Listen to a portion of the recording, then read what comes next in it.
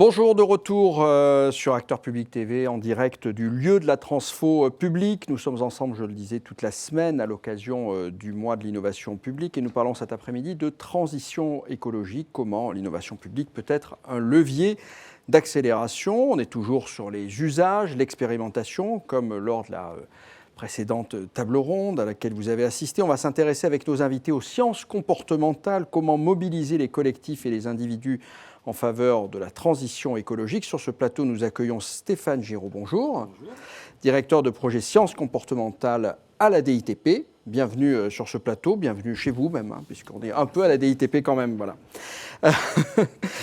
Magali Rétaux, bonjour. Bonjour. Responsable de la Fabrique RH, laboratoire d'innovation territoriale de la préfecture d'Île-de-France. Mona Audi, bonjour. À ses côtés, responsable du LABES, donc laboratoire d'innovation territoriale à la préfecture du Grand Est.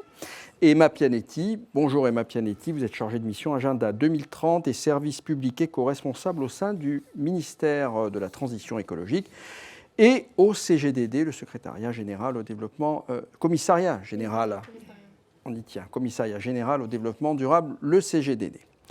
En introduction de cette séquence, Stéphane Giraud, quelques mots sur les sciences comportementales. Voilà, alors comment prennent-elles place dans l'action publique aujourd'hui? Comment mobiliser, notamment autour de ce qui nous intéresse cet après-midi plus précisément, c'est-à-dire les enjeux de décarbonation de l'action publique. En fait, vous avez entendu... Alors le micro, on vous entendra mieux. C'est beaucoup mieux, c'est mon côté sobriété énergétique. Vous avez dans cet endroit, et aujourd'hui en particulier, beaucoup entendu parler de co-construction. L'idée de la transformation publique, c'est notamment de mobiliser des méthodes pour faire des modes d'action publique, des politiques publiques qui soient plus adaptés à leurs usagers, à leurs agents. Donc de mobiliser des méthodes qui permettent de le faire, ce qu'on a fait historiquement en allant mobiliser différents types d'approches, des méthodes d'enquête, quantitatives, qualitatives, et puis progressivement des choses de plus en plus fines, et notamment donc ces sciences comportementales qui, comme leur nom l'indique, s'intéressent au comportement humain en mobilisant différentes connaissances scientifiques, avec un premier enjeu qui est d'avoir une compréhension plus fine de la manière dont nous fonctionnons. Parce que notamment les méthodes d'enquête classiques étaient souvent sur du déclaratif, sur du recueil de paroles, et qu'il y a des choses parfois qui diffèrent entre le discours et la pratique. Donc il y a cet intérêt-là. Le deuxième, c'est que quand vous faites des politiques publiques en particulier, il y a de fortes chances que vous soyez sur des enjeux de comportement, sur un comportement cible, quelque chose que vous voulez encourager, décourager, en tout cas sur lequel vous voulez agir. Donc s'intéresser aux sciences qui parlent de ces comportements, ça peut être intéressant. Et puis troisièmement, dans sciences comportementales, il y a science. Donc il y a la méthode scientifique et elle peut être très utile pour faire quelque chose qui est un petit peu un impensé de l'action publique parfois, à savoir la partie évaluative. Donc avec de la méthode scientifique, on peut aussi expérimenter et vérifier ce qui marche et ce qui ne marche pas. Et c'est ce qu'on fait notamment à la DITP avec une petite équipe qui avec autour de moi 4 chercheuses et 4 expertes en sciences comportementales, des experts extérieurs qu'on mobilise, et évidemment tout ça avec l'ensemble des administrations du champ de l'action publique qui sont nos partenaires. On va parler de tout cela pendant 7 heures et de ce que fait notamment la DITP. C'est assez passionnant en matière de sciences comportementales. Alors, Magali Rétaux, vous ouvrez le bal de ce tour de table. Vous nous disiez en préparant ce débat, on le préparait il y a quelques jours ensemble, que c'était un peu le début de l'aventure en termes d'attente, de méthode dans le domaine de l'éco-responsabilité des agents. Comment vous abordez ces enjeux de comportement ?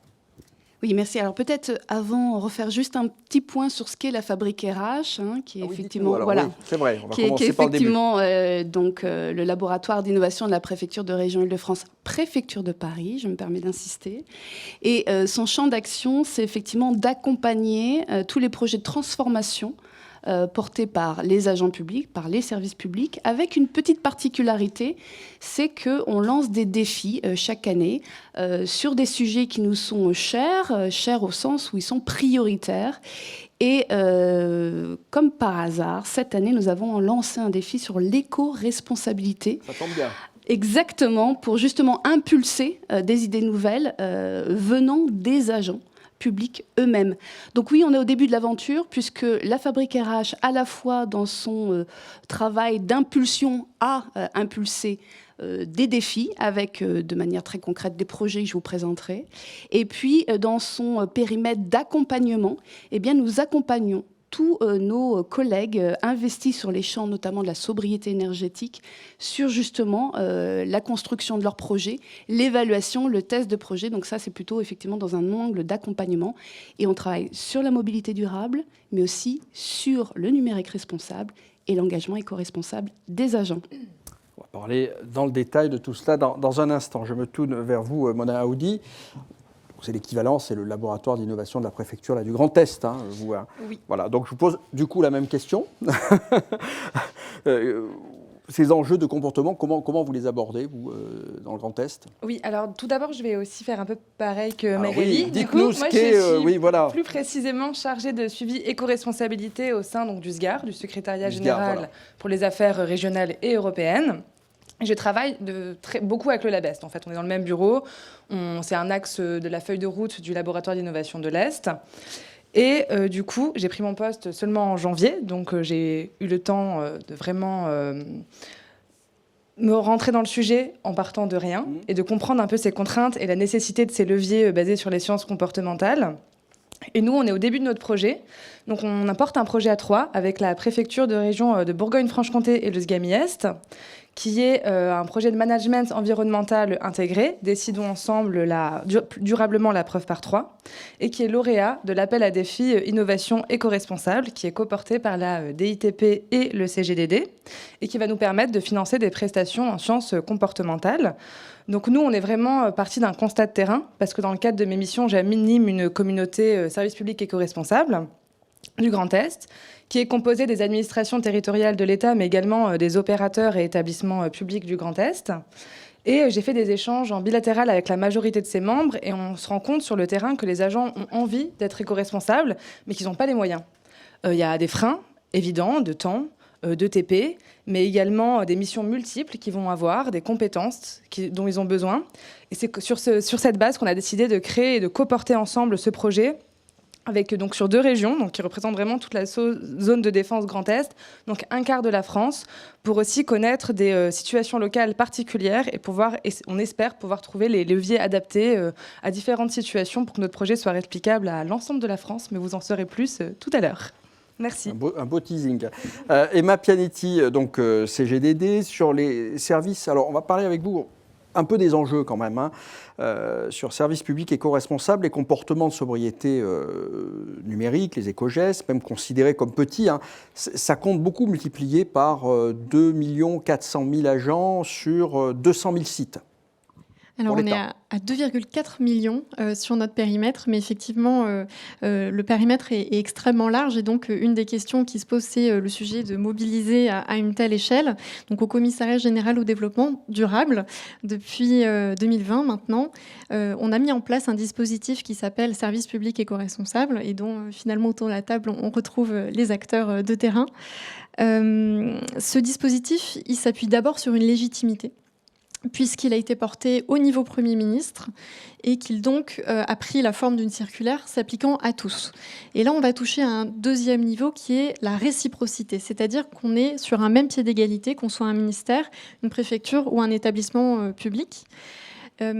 Et enfin, le dernier principe finalement de ce dispositif, c'est aussi la redevabilité, c'est-à-dire qu'autour de 20 mesures obligatoires d'éco-responsabilité qui touchent aux mobilités, à l'énergie, à l'alimentation, au numérique, à la biodiversité et à l'économie circulaire et commande publique, on va avoir un suivi assez complet de ces mesures par le biais d'un lot d'indicateurs qui vont faire l'objet d'une publication. Donc le grand public a un regard et l'administration rend compte. Voilà, donc ce dispositif, ça fait 3 ans qu'il est mis en place. Et finalement, le plan de sobriété de l'État a permis de le conforter, de voir aussi sa robustesse. Et aujourd'hui, c'est sur ce dispositif qu'on va venir greffer l'ensemble des nouvelles initiatives. Le plan de sobriété, c'est une première étape. On a une seconde étape qui arrive sur la décarbonation, puisqu'on va viser la neutralité carbone de l'État en 2050. Et on pourra rentrer un peu plus dans le détail pour la suite. Merci Emma Pianetti. Je le dis aussi comme pour la précédente table ronde, vous pouvez poser des questions pour ceux qui nous suivent sur la plateforme Livestorm. Il y a un chat, il est devant mes yeux sur cette tablette et je pourrai relayer vos remarques et vos questions pour nos intervenants. Et puis évidemment, à la fin de cette séquence, vous pourrez poser des questions vous qui assistez en direct ici au sein du lieu de la Transfo publique cet après-midi. Stéphane Giraud, donc monsieur sciences comportementales de la DITP, L'importance pour les agents de bien percevoir les conséquences, on en parlait aussi lorsqu'on préparait ce débat, l'importance pour les agents de bien percevoir les conséquences positives et négatives de leur acte, puisqu'on parle des comportements, des usages. C'est ça l'enjeu de la motivation éco-responsable, c'est arriver à voir les conséquences négatives et positives des actes de chacun. Il y a effectivement tout un enjeu de bien comprendre la psychologie de la transition écologique derrière. Enfin, au-delà des grands enjeux, il y a des individus qui sont concernés, qui ne sont pas la seule focale d'ailleurs. Hein. Il y a une nécessité vraiment d'aborder les choses de manière globale, de manière structurelle, de manière organisationnelle, mais il y a aussi une attention qui doit être portée à la manière dont les individus fonctionnent. Alors, je vais vous faire une espèce de résumé à peu près de la psychologie humaine appliquée aux enjeux de transition écologique, en m'efforçant de ne pas être trop caricatural et puis d'être plus positif que négatif. L'aspect négatif, c'est les freins spontanés qu'on peut identifier à ce genre, à des comportements éco-responsables. On a à peu près tous, on va dire, des bonnes intentions dans ce domaine, sauf quelques individus un peu remontés, mais globalement, plutôt une envie de passer à l'acte. Et ce passage à l'acte, c'est une difficulté doublée aussi d'une capacité à rester dans la durée, enfin à adopter des comportements vertueux dans la durée. À cela, plusieurs explications possibles au niveau psychologique, notamment, j'insiste là-dessus, tout n'est pas aussi simple que ça, le fait qu'on a du mal à percevoir effectivement les conséquences de nos actes. On a une préférence pour l'immédiateté, pour le présent, on a ce qu'on appelle des phénomènes de myopie temporelle et même de myopie géographique. On ne voit pas les conséquences de nos actes dans le temps, on ne les voit pas géographiquement non plus. Ce qu'on fait chez nous, on ne voit pas ce qui se passe derrière en Amazonie forcément. Il y a de temps en temps des épisodes climatiques désastreux comme cet été qui nous donnent à le voir plus concrètement. L'année 2022, de ce point de vue-là... Voilà, mais on ne peut pas considérer ça comme un mode pédagogique satisfaisant en tout cas, mais bon là. Il y a ce phénomène de perception d'impact et il y a également un autre enjeu, une forme d'asymétrie, c'est-à-dire qu'on peut, les individus en tout cas, peuvent avoir la sensation qu'on leur demande plus qu'aux autres ou que plus que ce qu'on leur rend. Ça, c'est quelque chose qui notamment peut expliquer les difficultés qu'on a pu avoir à mettre en place des formes de fiscalité verte, où on a la sensation de solliciter les gens et pas forcément qu'ils en voient à la fois ni les bénéfices, ni la solidarité collective qu'il peut y avoir derrière. Voilà, je fais vraiment simple pour la partie problème psychologique. Il y a évidemment plus de choses que ça. Je vais me forcer de glisser quelques pistes de solutions, mais en n'étant pas quand même dans le solutionnisme. L'idée, c'est vraiment d'avoir des grandes catégories de moteurs comportementaux qui sont un petit peu arbitraires, mais également un peu poreuses. La première, c'est justement de ne pas trop compter sur les individus. C'est-à-dire que le plus simple encore, c'est de savoir que le comportement, c'est quelque chose qui s'use et qu'il vaut mieux adopter des solutions structurelles. Ça, c'est le premier grand enseignement des sciences comportementales en général. Typiquement, par exemple, on travaille aujourd'hui sur la question de l'éclairage nocturne des commerces. On peut chercher à trouver de tas de manières d'inciter les individus à aller éteindre leur boutique. On peut aussi concevoir qu'un minuteur, c'est une solution efficace pour le faire. Donc, il y a toutes ces choses-là qu'il faut penser de la manière de manière première. Après, on peut aussi essayer quand même de faciliter la vie des individus. Ça veut dire, par exemple, quand on vise un comportement cible, il faut essayer de le découper et puis de réduire toutes les frictions possibles. On veut promouvoir l'usage du vélo, il faut des mesures économiques, il faut des mesures techniques, il faut des routes, il faut des parkings, il faut des douches dans les entreprises, ils font plein de choses comme ça qui rendent le comportement plus facile. Le rendre plus facile, c'est aussi le dire plus simplement. C'est utiliser des communications, des messages qui disent les choses de manière simple, de manière mémorisable et puis de manière activable.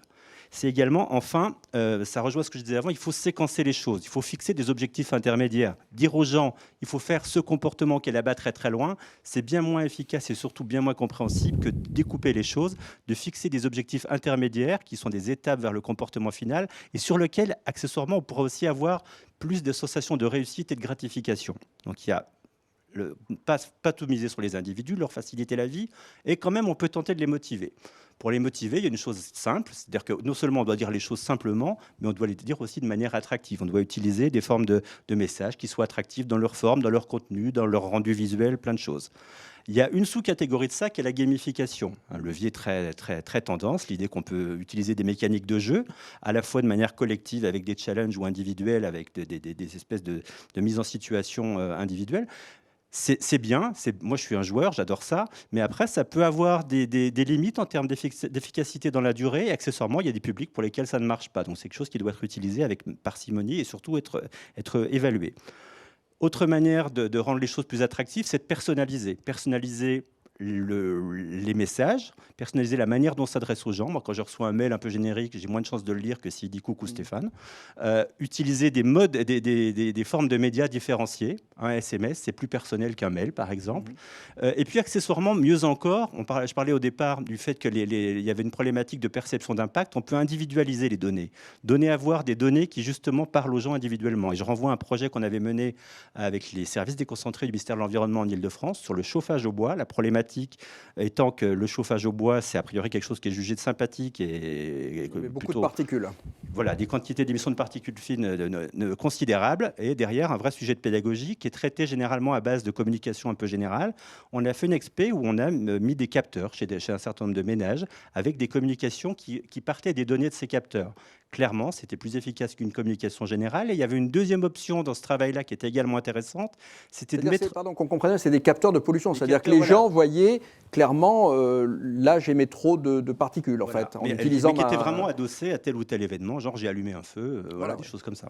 Et autre bénéfice, autre option qui était présente dans cette expérimentation, c'est-à-dire qu'on ne mettait pas forcément en avant la dimension environnementale directement. On mettait aussi en avant l'aspect sanitaire. C'est intéressant comme ça d'aligner un peu les valeurs des gens, d'aligner différents objectifs. C'est mauvais pour la planète, c'est mauvais pour ma santé. C'est les deux.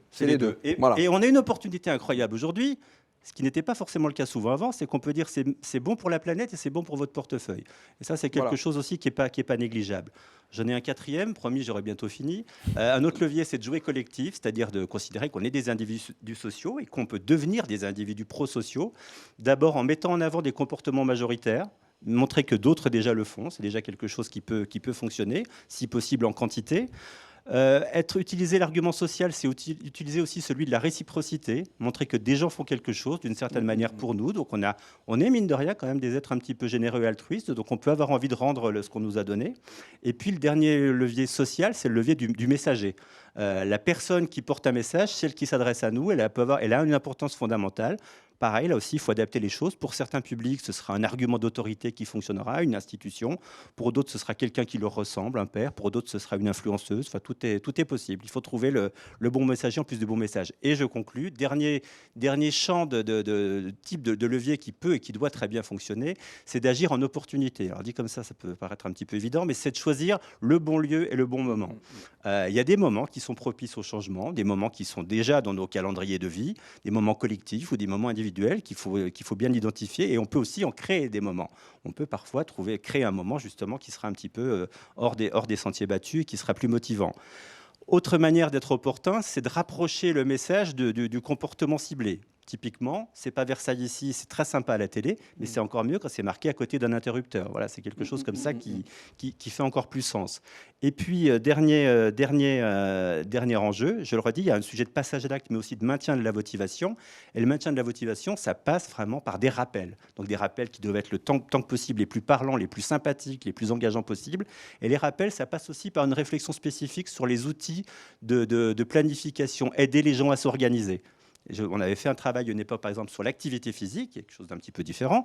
Et c'était ça notre idée, c'était d'essayer de voir comment, dans les agendas électroniques des agents publics, on pouvait essayer d'insérer des choses qui permettaient de mettre des rappels et qui le faisaient surtout de manière très circonstanciée et opportune. Voilà. Donc vous avez tout un ensemble de possibilités. On peut s'en emparer, surtout en les mélangeant, en les associant, en les objectivant dans des contextes. Et après, l'idée, tant que possible, c'est pas d'essayer de plier la psychologie humaine à telle ou telle intention, c'est d'en tenir compte pour faire des choses qui soient adaptées, ce qui est potentiellement plus efficace et accessoirement un petit peu plus éthique. Voilà. Oui, les sciences comportementales, c'est pas de la manipulation mentale. Hein. On n'en est pas là. Pas dans ce cadre. Pas dans ce cadre. Magali Grétaux, donc Fabrique RH Île-de-France. Quand Stéphane Giraud dit que finalement, il ne faut pas trop compter sur les individus, on parle des usages cet après-midi, c'est un peu curieux, mais vous comprenez ce qu'il veut dire là? Oui, totalement. Alors, on espère, il était très clair, hein, Stéphane Giraud. Mais... Si, non, c'est évidemment très clair. Et évidemment, tant qu'on peut effectivement intégrer ces changements dans la structure elle-même et ne pas dépendre d'une volonté, on va dire, individuelle, oui. Nous, on a fait le choix de travailler sur ces deux éléments, c'est-à-dire effectivement comment on engage la structure et comment on engage l'individu, et comment on engage l'agent. Peut-être, si vous me permettez de faire une présentation rapide des 3 projets que nous portons en mobilisant l'expertise sciences comportementales. Premier sujet, c'est la mobilité durable. Très concrètement, la question est de savoir... on comprend, comment on peut comprendre, comment on analyse l'usage de nos agents publics sur ce sujet de la mobilité durable. L'idée, c'est de comprendre par un sondage, mais le sondage, le travail, c'est effectivement de mobiliser les sciences comportementales pour faire un sondage très simple qui soit effectivement extrêmement clair et qui nous permette véritablement de pouvoir analyser au mieux la situation et comprendre au mieux aussi les pratiques des agents pour, une fois qu'on a compris, évidemment, répondre et trouver le plan d'action adapté. Donc ça, c'est effectivement quelque chose qui a été mené par ma collègue qui est en charge du développement durable au sein de la préfecture de région Île-de-France et qui est coordinatrice également de la démarche des services publics éco-responsables, Carole Gonnet. Et elle a mis en place et elle a mobilisé l'expertise de la Fabrique RH sous l'angle sciences comportementales pour construire un sondage plus adapté et nous permettant du coup de faire de l'analyse de ces retours et de pouvoir concevoir après des réponses totalement adaptées au regard de ces pratiques. Ça, c'est une première, on va dire, illustration de la manière dont on s'est saisi du sujet des sciences comportementales, donc sous l'angle de la simplification. Deuxième sujet, sur la question du numérique responsable. Alors là, c'est un projet qui est porté par nos collègues de la direction régionale et interdépartementale de l'environnement, de l'aménagement et des transports, dit DRIEAT. Et ce projet, l'idée c'est quoi ? C'est d'imaginer ce qu'on appelle des nudges. Désolée, Stéphane. Les nudges, vous savez, c'est ces petites solutions incitatives qui permettent effectivement, on va dire, d'accompagner un changement d'usage. Donc là, l'idée, c'est quoi ? C'est de co-construire justement des solutions très concrètes en mobilisant les sciences comportementales. Et on a la chance de pouvoir bénéficier de l'appui et de l'expertise de nos collègues de la DITP pour nous accompagner sur ce sujet, mais également de la direction en charge du numérique, direction interministérielle, et notamment sa mission en charge du numérique responsable. L'idée, c'est quoi ? L'idée, c'est de croiser les regards. Donc, on fait appel à des étudiants qui sont engagés dans des masters sur les sujets de développement durable. C'est AgroParisTech et c'est notamment Sorbonne. Et on va faire plancher 40 étudiants pour concevoir justement ces solutions. Alors, pourquoi les étudiants ? Parce que ce qu'on voulait, c'était d'avoir un œil neuf. On les sensibilise, et c'est notamment nos collègues de la DTP qui viennent sensibiliser ces étudiants sur le champ des sciences comportementales. Et en face, on met des agents publics volontaires pour expliquer un peu quels sont leurs besoins, quels sont leurs soucis, leurs attentes, leurs irritants. On va croiser les regards, on va évidemment faire en sorte qu'on accompagne aussi sur la partie enquête, interview. Donc, du coup, ce matin, les étudiants, avec l'intermédiaire de la DITP, ont été formés à conduire une enquête, un entretien, pour justement s'assurer de concevoir correctement le futur nudge, la future solution très concrète. Et là, typiquement, on mobilise les sciences comportementales pour vraiment concevoir un outil au plus proche en fait, des comportements et s'assurer, encore une fois, et je pense que c'est ça aussi qui nous réunit, c'est d'être efficace et de pouvoir effectivement clairement atteindre les objectifs qui nous sont donnés. Dernier exemple, je m'arrêterai là. Sur le champ de l'impulsion, je vous expliquais que notre ADN Fabrique RH est de lancer des défis. Donc en juillet dernier, nous avons lancé un défi sur comment on engage plus fortement les agents publics sur justement ces démarches éco-responsables. Et nous avons, avec l'appui du CGDD, donc du Commissariat général développement durable, et de la DITP, nous avons répondu à cet appel à défi. Nous avons été lauréats et nous bénéficions donc aussi d'un financement qui va nous permettre, en utilisant les sciences comportementales pour concevoir aussi ces sujets, des réponses. On a déjà 2 projets en cours. On a un projet sur effectivement le jeu, et là ça va être intéressant de tester la limite d'un jeu. Ce jeu-là, c'est quoi ? Le principe, c'est de donner à voir les actions concrètes qui sont réalisées dans les services. Et on se dit que essaimer ces bonnes pratiques de service, pourquoi pas par le jeu ? Peut-être que c'est quelque chose qu'il faut qu'on teste. Et enfin, le deuxième projet dans ce cadre-là, c'est un projet sur justement comment on met un peu en compétition les agents sur leurs propres pratiques individuelles. Et on est en train de concevoir les Olympiades de l'éco-responsabilité.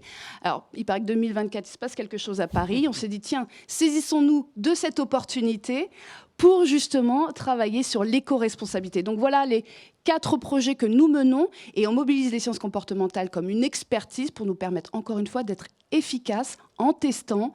On n'est pas sûr d'y arriver, mais c'est pas grave. Le principal, c'est qu'on comprenne là où on a éventuellement chuté pour rebondir et encore une fois faire en sorte d'être efficace. Voilà. Merci Magali Gretto, on sent l'enthousiasme de la démarche, de l'engagement. Mona Audi, région Grand Est, donc qu'est-ce que vous mettez en place concrètement, puisque on parlait là aussi de moins prendre en compte un individu, être plus dans le structurel, etc. Comment vous percevez, vous, les choses? Quels sont les projets concrets que vous mettez en place ou qui sont sur les rails chez vous? Oui, alors nous, dans le cadre de nos projets, on prend un peu en compte les deux. Et je me permets de rebondir sur ce que Stéphane a dit avant, parce que c'est vrai qu'il faut personnaliser les messages. Moi, c'est vrai que c'est ce que je me suis rendu compte quand j'ai commencé mes échanges bilatéraux avec les membres du réseau. Avoir un rendez-vous téléphonique, à la base, c'était pas très simple, parce qu'ils recevaient un mail et ils disaient « Oh là là, elle va nous prendre du temps, elle va nous embêter, elle va nous demander des comptes ». Et je me rendais compte qu'au fur et à mesure de notre échange, les gens se radoucissaient quand je disais « Mais attendez, je ne suis pas là pour vous faire perdre du temps, je suis là pour vous en faire gagner, en fait. En vous aidant, avec du partage de bonnes pratiques avec les autres membres de la communauté, on a quand même des opérateurs et établissements publics qui sont quand même précurseurs sur ces questions d'éco-responsabilité, qui ont moins de contraintes que nous, administration, et en plus ministère de l'Intérieur. Et du coup, c'est vrai que tout de suite, on voyait que dès qu'on leur dit « Attendez, vous inquiétez pas, tout va bien se passer, on est là pour vous aider, pour vous accompagner, c'est à vous de me dire ce dont vous avez besoin. » Je ne suis pas arrivée en leur disant « Voilà ce que je vais vous proposer ». C'est vraiment, j'ai changé un peu la façon de voir. Je leur ai dit qu'est-ce que vous avez besoin, qu'est-ce que je peux faire pour vous. Et c'est là où Madame Sifferman, la SGAR adjointe, donc, qui est ma supérieure hiérarchique, avait déjà ce projet un peu de côté. Elle disait, elle attendait les financements, l'appel à défi DITP, CGDD. Mais elle avait déjà l'idée et c'est vrai qu'elle m'a demandé mon avis et je lui ai confirmé ce besoin. Non mais c'est vrai, on se retrouve tous, hein. C'est ça. Et vous n'êtes pas là par hasard, hein, donc voilà. Quand même être transparent. Bon. Et on s'est dit, oui, c'est vrai que c'est un besoin de terrain. Les agents, ils veulent être éco-responsables, ils ne savent pas comment l'être. Ils le sont chez eux. Et c'est d'autant plus frustrant de ne pas pouvoir l'être sur leur lieu de travail. Quand on voit qu'on trie nos déchets et qu'il n'y a qu'une poubelle dans le bâtiment où tous les déchets sont remélangés, ça reste quand même une énorme frustration. Et donc on s'est dit, basé sur les sciences comportementales, j'avais suivi pas mal de webinaires, notamment de la DITP, qui m'ont fait oui. Et du coup, on s'est dit pourquoi pas en fait monter ce projet sur cette base. Donc notre but, c'est vraiment sur la base d'un diagnostic sur 4 résidences de créativité. Donc il y en aura 2 en Grand Est, 2 en Bourgogne-Franche-Comté. On va envoyer nos experts en sciences comportementales, qui veulent faire une enquête non participative, donc ils vont observer, faire des questionnaires, puis une enquête plus participative et croiser les deux. Ça va nous permettre d'identifier des freins et des leviers. Et on a 2 livrables à notre projet. Donc le premier livrable, donc, qui sera issu des diagnostics, mais également d'un travail de co-construction basé sur les sciences comportementales. Donc on va vraiment faire travailler les agents de toute catégorie, de tout grade, et de toutes les administrations territoriales de l'État. Pour vraiment, en fait, on veut répondre à un besoin qui sera exprimé. On ne veut pas faire un guide, parce qu'il y en a déjà qui existent. Il y a des spécialistes comme l'ADEME ou le CEREMA qui ont les compétences pour faire ces guides. Nous, c'est vraiment de maintenant, une fois qu'ils ont le guide, qu'est-ce qu'ils en font? C'est vraiment un livrable opérationnel. Donc, c'est pour ça qu'on l'appelle la boîte à outils du management environnemental intégré. On ne sait pas encore ce qu'il y aura dedans. Ça va dépendre. C'était la difficulté de ce projet. C'est déjà bien, ouais. Voilà, c'est ça. Non, mais à la base, c'était un objet numérique non identifié. Je cherche s'il y a un acronyme suspect derrière. Non, il n'y en a pas. Alors. Il n'y en a pas. Non, mais voilà. Donc, le but, c'était vraiment de répondre à un besoin de terrain. Donc, ça pourrait être des nudges verts, des clés de communication, la bibliographie existante, un calculateur carbone. Voilà, on va vraiment répondre. Et notre deuxième livrable, donc je viens répondre à votre question, ça va être des recommandations plus structurelles. Parce que qui sera aussi sur la base évidemment du diagnostic de sciences comportementales. Et en fait, c'est une approche qui doit permettre de mettre en valeur les marges de manœuvre importantes à disposition des agents, donc le livrable 1. Et l'idée est de leur permettre de prendre conscience qu'ils peuvent faire beaucoup, mais ils ne peuvent pas tout faire. Ils sont à un certain point limités. Donc c'est une stratégie du faire sa part et ils doivent alors devenir agents du changement tout en ayant conscience que tout ce qui ne dépend pas d'eux n'est pas ignoré et ça va être pris en compte dans des recommandations donc plus structurelles, organisationnelles qui visera du coup la haute hiérarchie, les directions, le corps préfectoral, les ministères pour aller plus loin. Donc c'est un peu le but de notre projet de répondre sur ces 2 leviers. Donc on a quand même le côté agent, leur simplifier la vie au quotidien pour mettre en œuvre, ne plus entendre, c'est compliqué, comment je vais faire? Parce qu'ils ont quand même beaucoup de missions. Il y a des multicasquettes, notamment dans les préfectures et les SGCD. voilà, c'est vraiment leur simplifier leur vie, leur dire voilà, pas de panique, désacraliser certains exercices comme le bilan d'émissions de gaz à effet de serre, c'est faisable, même sans être ingénieur. Ça prend juste un peu de temps. Voilà, c'est tout. Un petit peu. La première année. Bon. Merci. Merci. Vous vouliez rajouter quelque chose, non?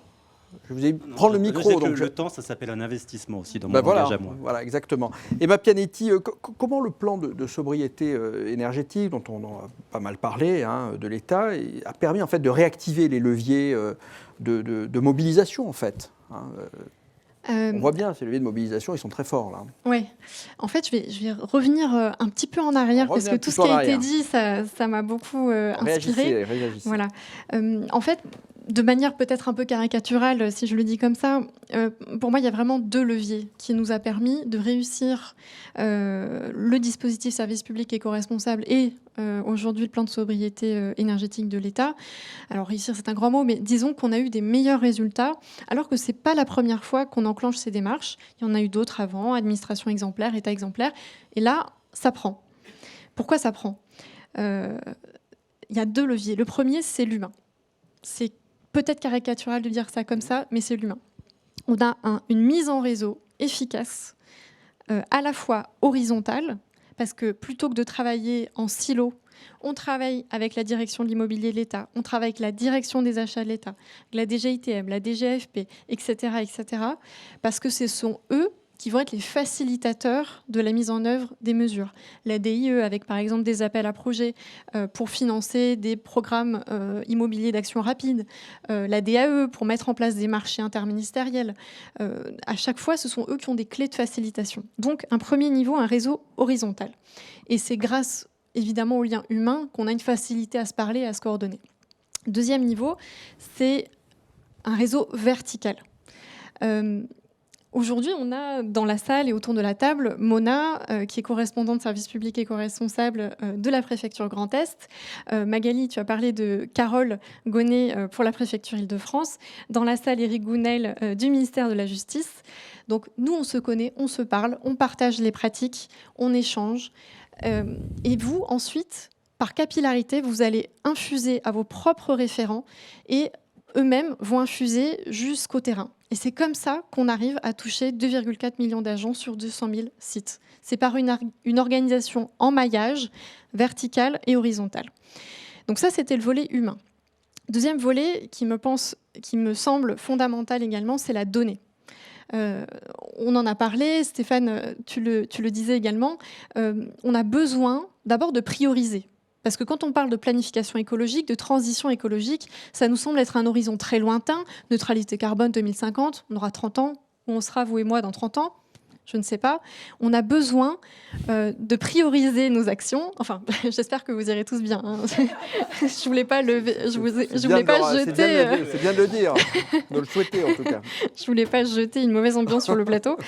Mais donc la question, c'est de prioriser, de savoir par quelle étape on passe pour arriver jusqu'à ce grand objectif final.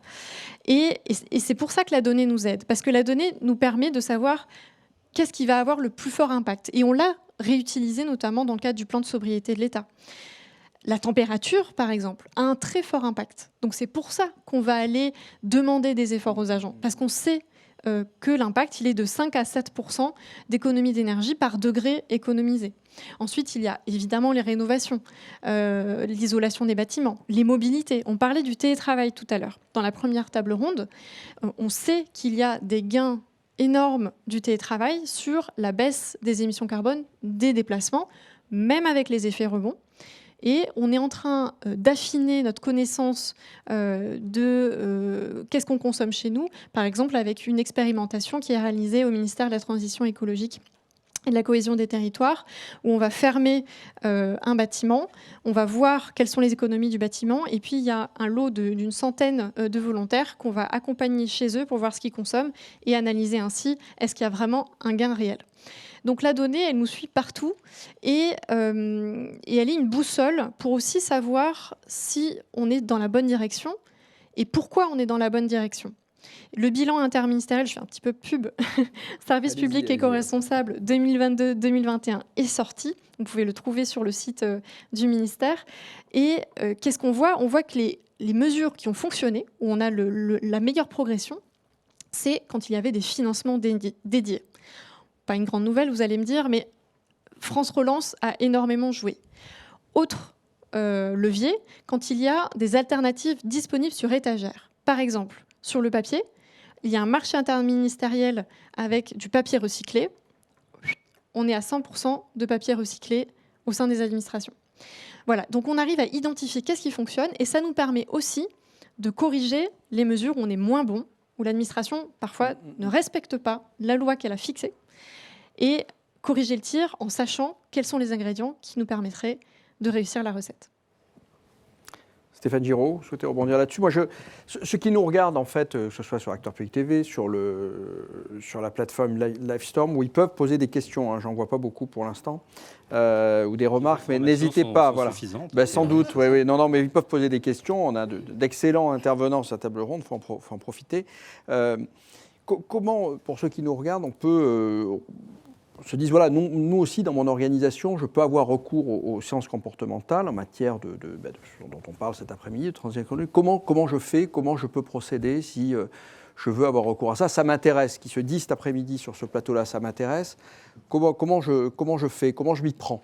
Alors ça suppose, je ne vous cache pas, des expertises. Des expertises, au-delà du monsieur sciences comportementales, il y a des dames sciences comportementales et d'autres experts sciences comportementales qui travaillent autour de moi. Une petite équipe très motivée et dynamique qui travaille sur plein de choses, plein de politiques publiques, plein d'accompagnements, des experts extérieurs qu'on sollicite. Mais clairement, je ne vais pas vous dire que c'est des choses auxquelles on peut se former en quelques heures et devenir tout d'un coup un expert. Aussi bien pour la partie connaissance qui permettent de comprendre les comportements que la partie évaluation.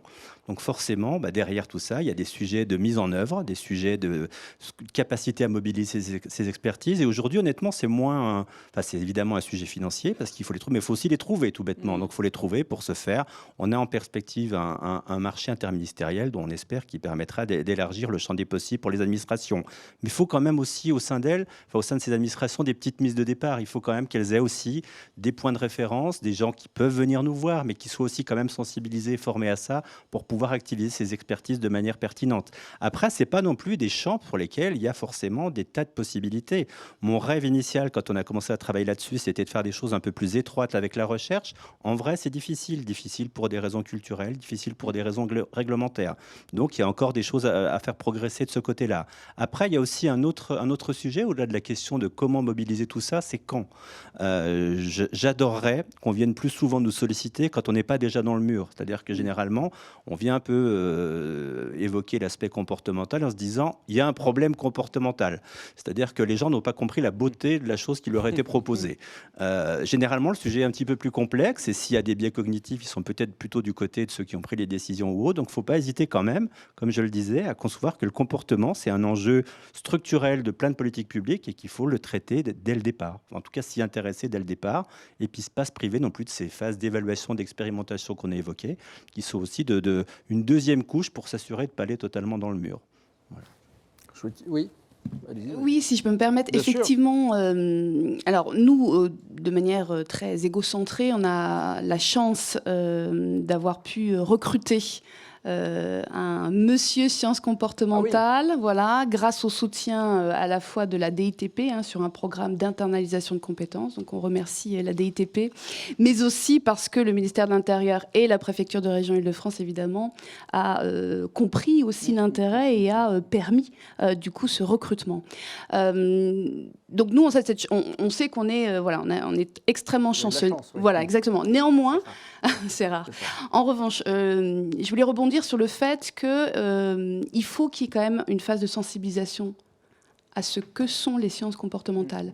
Et notamment peut-être pour éviter les effets gadget, ou les effets c'est à la mode, ou les effets je coche la case. Les sciences comportementales, c'est quelque chose de sérieux et qui doit en tout cas s'intégrer dans quelque chose de sérieux. Et là où je trouve qu'on a un intérêt... Ça fait un peu peur au-delà du côté gadget parfois. Alors, je ne sais pas si ça fait peur, mais clairement, à mon avis, on a plusieurs versions, en tout cas de ce qu'on entend. Je ne sais pas si Mona aura les mêmes témoignages, mais il y a parfois complètement l'incompréhension. C'est quoi les sciences comportementales? Voilà. Bon, déjà, ça, c'est le premier niveau. Le deuxième niveau, c'est oh là là, ça a l'air bizarre cette affaire. Et puis les gens souvent caricaturent avec effectivement ces nudges et potentiellement même des techniques manipulatoires en marketing, etc. Voilà. Donc ça, il faut aussi chasser évidemment ces stéréotypes. Et puis tout simplement, parfois, on a l'impression que c'est extrêmement, désolé, mais hors sol. Or, nous, on est en territoire sur des sujets très opérationnels et donc il faut expliquer très concrètement c'est quoi le bénéfice des sciences comportementales. Et c'est pour ça que je reviens vraiment sur ce sujet d'efficacité. En fait, c'est ça, on est tenu à des résultats. Et ces résultats, on sait qu'il faut les cranter dans le temps. On ne peut pas avoir un résultat énorme immédiatement, mais il faut faire des petits résultats. Mais ça, du coup, il faut pouvoir expliciter comment les sciences comportementales vont nous permettre d'obtenir le résultat. Et ça, c'est extrêmement important, cette phase vraiment de sensibilisation et de compréhension des enjeux pour éviter de dévoyer aussi ce que sont les sciences comportementales. C'est vraiment, il me semble, important. En tout cas, nous, chez nous, préfecture de région et à la Fabrique RH, en tout cas, on essaye vraiment de travailler sur ce champ-là. Et surtout, ce qu'on fait, c'est que les sciences comportementales, ce n'est pas une brique seule. On ajoute cette brique à plein d'autres briques. Et ce que sont en fait la méthodologie de laboratoire d'innovation territoriale, c'est quoi? C'est effectivement ce que disait Mona. On part d'un besoin. Le besoin, on le qualifie. Une fois qu'on a qualifié le besoin, on écoute l'usager, on comprend ses enjeux. Une fois qu'on a fait ça, on construit. Emma, tu parlais effectivement de l'ensemble de ce réseau important, mais c'est exactement ça. Il faut mettre autour de la table les parties prenantes, tous ceux qui vont agir sur ces sujets. Sinon, ça ne peut pas fonctionner. Et après, il faut tester. On y va et on peut se planter, mais c'est pas grave. On se plante, on regarde pourquoi on s'est planté et on repart. C'est pas un problème. Il faut le dire dès le départ, en revanche, qu'on est en test, que c'est pas un produit fini, mais que... Enfin, en tout cas, nous, par expérience, je ne sais pas, Mona, tu pourras le dire, mais ça, toutes nos parties prenantes le comprennent. Quand on explique qu'on va peut-être se planter, mais on se plantera ensemble, mais on va apprendre, on va rebondir, ça marche. Ça marche. Et on arrive à faire adhérer et des collectivités et des individus. Et on continue et on améliore. Et une fois qu'on a terminé ça, si ça fonctionne, et on espère tous que ça va fonctionner. Moi, mes 4 projets, j'espère bien que ça va fonctionner. Mais si ça fonctionne, on ne garde pas ça pour soi. On est en innovation publique. On n'est pas propriétaire de l'innovation. On la transmet, on l'essaime. Et ça, c'est extrêmement important. Et ça, c'est aussi le rôle des laboratoires grâce à un réseau. Donc le laboratoire, ce qu'il apporte, en plus de pouvoir mobiliser des expertises, c'est une méthode, vous avez compris, de co-construction, de tests, mais aussi d'essaimage. Et puis un réseau. Et merci le réseau, parce que sans le réseau, on n'y arrive pas non plus. Et puis des agents volontaires, mais ça, c'est aussi un autre job. Mona Audi. Oui, je veux rebondir sur l'intérêt du réseau, parce que c'est vrai qu'on travaille vraiment tous, tout le temps ensemble. Nous, quand on a voulu faire les sciences comportementales, on s'est tout de suite rapproché de la DITP pour avoir leur avis sur notre projet tout d'abord, avant de répondre à l'appel à défis. Parler à des experts pour aussi avoir leur avis, parce qu'on avait besoin de voir comment la vision des experts en sciences comportementales, est-ce que notre projet tient la route, est-ce que c'est bon pour eux. Ils ont insisté sur la phase d'expérimentation. Ils ont dit que c'est indispensable. Donc c'est vrai que nous, on a dû diviser le projet en 2 phases, c'est sur 1 an. La première phase, ça va être diagnostic terrain, co-conception avec les agents d'un prototype d'outils. Et la deuxième phase, construction opérationnelle de la mallette et des recommandations et expérimentation. Et là, on a tout de suite prévu une phase de recadrage, parce que le but, c'est de tester les outils, parce que même si on est de bonne foi, c'est pas sûr que concrètement, ça réponde aux besoins précis d'un agent. Donc, c'est les retours d'expérience qui vont nous permettre d'améliorer, mais on aura déjà une base. On saura, comme tu disais, ce qui fonctionne pas. C'est jamais du temps perdu. Et avec ce réseau, c'est vrai que moi, ça m'a permis aussi de conforter le projet, tant au niveau du CGDD, de la DEPAFI, de la mission développement durable qui nous a aussi encouragés, mais également de mes homologues dans les autres régions. Parce que grâce au CGDD et à la DEPAFI, on a aussi pu discuter, échanger ensemble, entre régions. On se rend compte qu'on a les mêmes problématiques partout, que certaines régions sont plus avancées que d'autres, mais que le but, c'est vraiment de faire une émulsion d'ensemble de toute la France, que notre projet soit réplicable au maximum. C'est pour ça que nous, on laisse la porte ouverte d'interroger en cours de route des agents extérieurs à notre projet, dans d'autres régions, des opérateurs, des établissements publics qui sont membres du réseau et qui auraient voulu participer au projet, mais du fait des délais et des financements, on a dû se concentrer sur les ATE, mais c'est vrai que ça a une place centrale pour se rassurer aussi, se conforter dans nos projets et aussi se rendre compte qu'on a les mêmes contraintes partout, qu'on en a besoin et que les sciences comportementales, c'est un levier parmi tant d'autres. Mais qu'il faut utiliser, qu'il faut savoir défendre, qu'il faut se renseigner aussi un minimum, lire des guides, savoir de quoi on parle aussi, parce que ça suscite beaucoup d'interrogations et beaucoup de questions. Oui. C'est pas ce que je fais. Peut-être qu'ils nous regardent cet après-midi, ils sauront. Emma Pianetti, comment justement la campagne de communication d'économie d'énergie, finalement, elle entre en cohérence avec les travaux des sciences comportementales dont on parle aujourd'hui et qui est présenté par la DITP? Complètement, complètement. Et d'ailleurs, on a travaillé avec la DITP pour cette campagne. Pas que avec la DITP, puisque comme tout ce qu'on fait, on l'a fait avec un groupe interministériel. Mais justement, elle a repris finalement les ingrédients qui fonctionnent bien et qui finalement sont pas des ingrédients, c'est du bon sens. Le premier, c'est tout simplement d'expliquer pourquoi. On a tous, enfin pas tous, mais télévision, Internet, radio, on entend les nouvelles. Mais des fois, il est bon quand même de rappeler pourquoi est-ce qu'on fait ce plan de sobriété. On le fait d'abord parce qu'on a une situation géopolitique instable qui met en danger l'approvisionnement en gaz, et nous avons une dépendance en gaz, y compris au sein de l'État. On le fait aussi parce qu'il y a un parc nucléaire qui n'est pas pleinement opérationnel actuellement. Il y a des travaux sur un certain nombre de réacteurs, donc on n'est pas au maximum de la capacité. Si on va encore plus loin avec la sécheresse au niveau des barrages, on a aussi des complexités, donc la situation est en tension.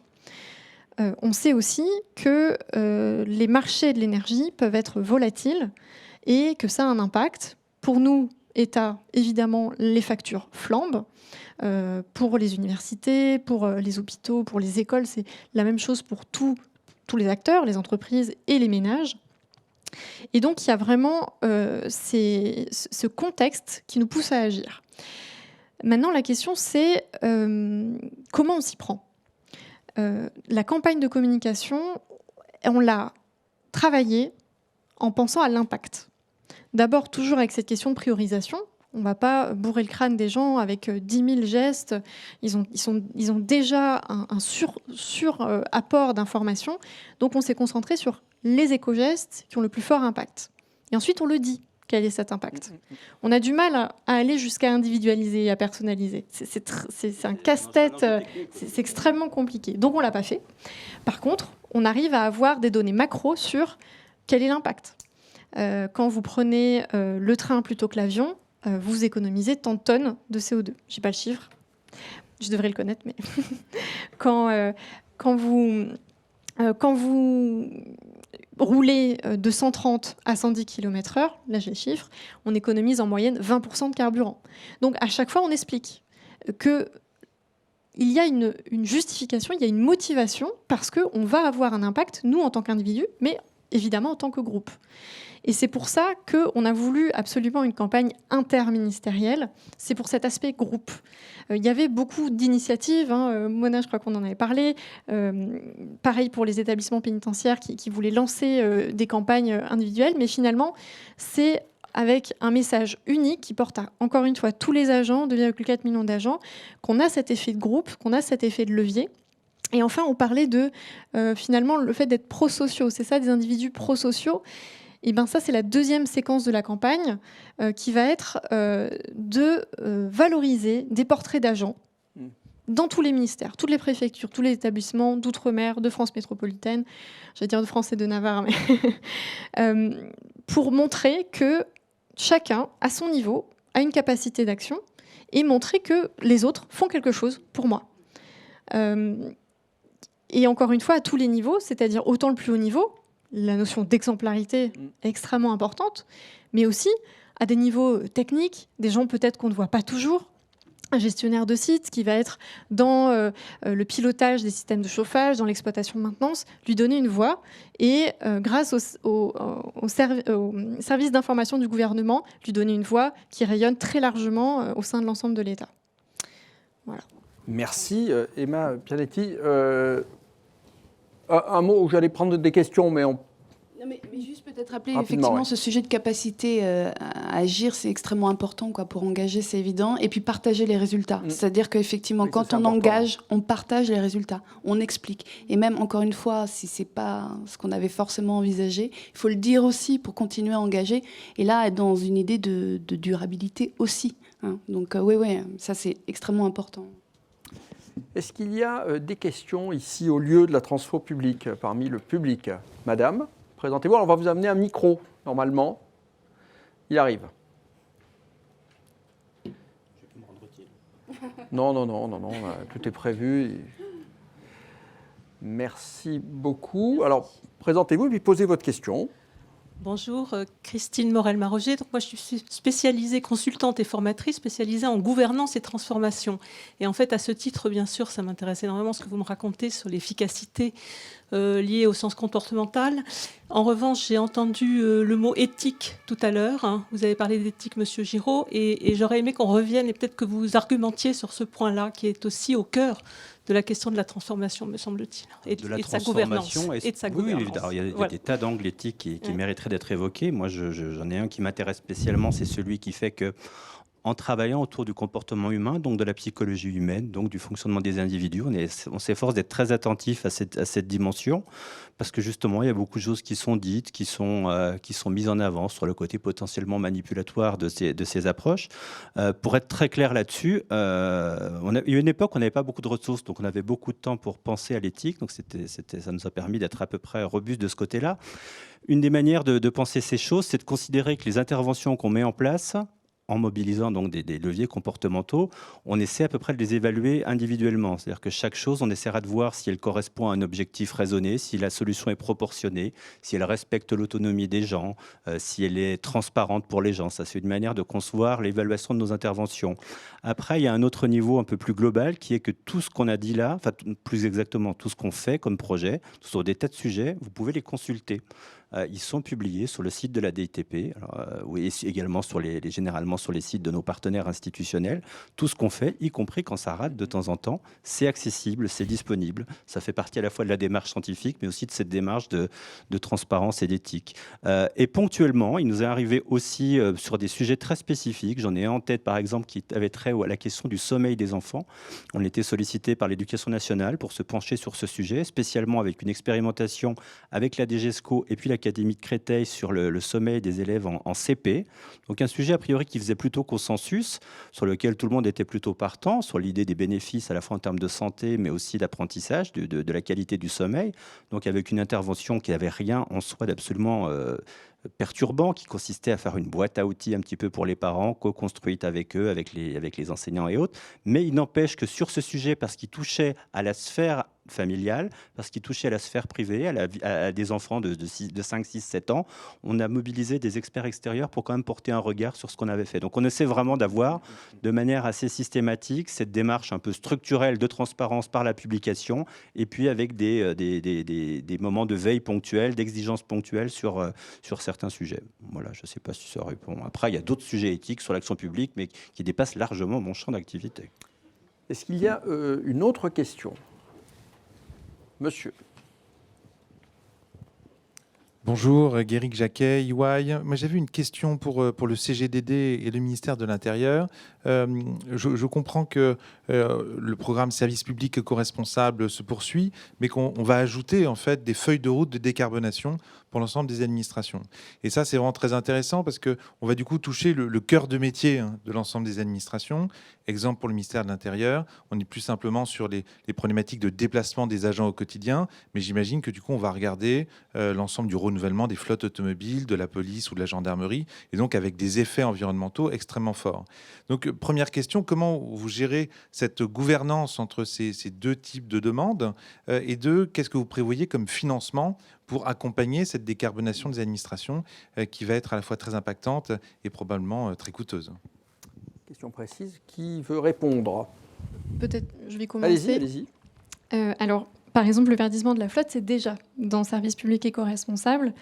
Et finalement, on se rend compte qu'il y a heureusement beaucoup de cohérence entre les dispositifs et que quand on vise l'éco-responsabilité, souvent ça va de pair avec décarboner nos services publics. Mais c'est quand même une très bonne question. Et ce qu'on va chercher à faire, c'est rendre plus lisible. Donc, on va actualiser la circulaire service public éco-responsable parce qu'aujourd'hui, on a cette circulaire plan de sobriété qui est arrivée avec un objectif de court terme 2024, moins 10% de consommation. C'est vrai que je n'ai pas donné d'ordre de grandeur, mais c'est 2 TWh, c'est l'équivalent annuel de la consommation d'une ville de 300 000 habitants comme Montpellier. Donc c'est quand même assez énorme. Et dans les mesures de la circulaire, on retrouve un certain nombre des mesures qui étaient déjà actives dans SPE. Heureusement, comme ça on a déjà du reporting en place. Et on va aller plus loin avec la décarbonation. Je vais donner un exemple très concret sur l'alimentation. Aujourd'hui, la mesure qui est en vigueur, c'est la part dans la restauration collective de produits issus de l'agriculture bio, de qualité ou durable. C'est déjà un premier pas. Mais quand on ajoute la question de la décarbonation, on va plus loin. On intègre la notion de végétalisation, de produits végétariens. On intègre la notion de peut-être étiquetage carbone des repas pour que les gens soient informés quand ils sont à la cantine de qu'est-ce qu'ils consomment le plus en carbone. Donc finalement, on va reprendre la même base, mais on va aller plus loin. Et donc c'est le travail qu'on engage en ce moment. Avec une consultation, on consulte énormément, on co-construit énormément avec nos correspondants, avec les organisations syndicales, avec les associations d'agents engagés, les ONG. Voilà, on est bien conscient qu'on n'est pas forcément expert en tout et que plus on a de retours, et y compris de retours terrain, plus nos mesures vont être légitimes pour ceux qui vont devoir les appliquer. Et donc ça, c'est plutôt à horizon 2023 qu'on espère y arriver. Et après la décarbonation, il y a un autre aspect qu'on souhaite travailler, qui est l'aspect ressources, consommation des ressources, préservation de la biodiversité et adaptation au changement climatique. Là, on aura fait vraiment un paysage à 360 degrés de la planification écologique des services publics, et on pourra mettre à jour à ce moment-là la circulaire. Vous voulez dire un mot? La réponse de Emma était très complète. Bon, c'est vrai voilà, que donc, pour moi, ça se suit, tout découle de services publics éco-responsables. On précise juste, et de toute façon... On va dire qu'on l'a acheté. Non, mais de toute façon, sur le terrain, on est vraiment accompagné par la centrale, que ce soit le Commissariat général au développement durable ou la mission développement durable de la DEPAFI pour tout ce qui est ministère de l'Intérieur. Vraiment, ils sont très disponibles. Ils essayent vraiment d'avoir une conscience des contraintes et ils sont avec nous pour apporter des solutions. Notamment pour tout ce qui est police, gendarmerie, la mission développement durable de la DEPAFI est vraiment dessus et conscient que c'est plus difficile que pour une préfecture, par exemple, de verdir le parc automobile. Bon, il est 17h10. Un mot de conclusion. Alors, un mot de complément. J'ai complément, failli oublier conclusion. quelque chose Ça sur sera au fil des l'éthique. deux. J'ai failli oublier quelque chose sur l'éthique et je m'en serais énormément voulu. Juste dire qu'on est par ailleurs, au travers en particulier d'une de mes collègues, le docteur Mariam Chamat, en charge d'animer via l'OCDE un réseau international de spécialistes des sciences comportementales avec un travail spécifique sur la question de l'éthique et notamment une forme de checklist sur ces travaux. Voilà, pardon. C'est en complément de la question de Madame tout à l'heure. Voilà. Et Un mot de conclusion, continue, Stéphane voilà. Giraud. Non, on arrête. Non.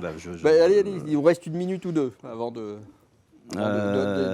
passer la parole après. Pensez aux sciences comportementales, pensez à la co-construction, pas parce que c'est joli, pas par curiosité, parce qu'il y a un vrai enjeu d'efficacité derrière, d'efficacité par l'assainissement en amont des diagnostics, des fondations des politiques publiques et de l'action publique, et puis derrière par cette idée d'expérimentation qui est vraiment une ceinture de sécurité supplémentaire pour faire des choses propres.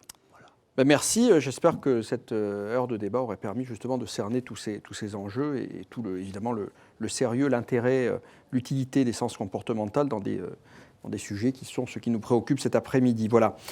Merci donc Stéphane Giraud, merci Magali Gretto, merci Mona Audi, merci Emma Pianetti d'avoir participé à ce débat. On se retrouve dans un instant pour la conclusion de cet après-midi de débat avec Thomas Cotinet, le responsable du laboratoire d'innovation du ministère de la Transition écologique.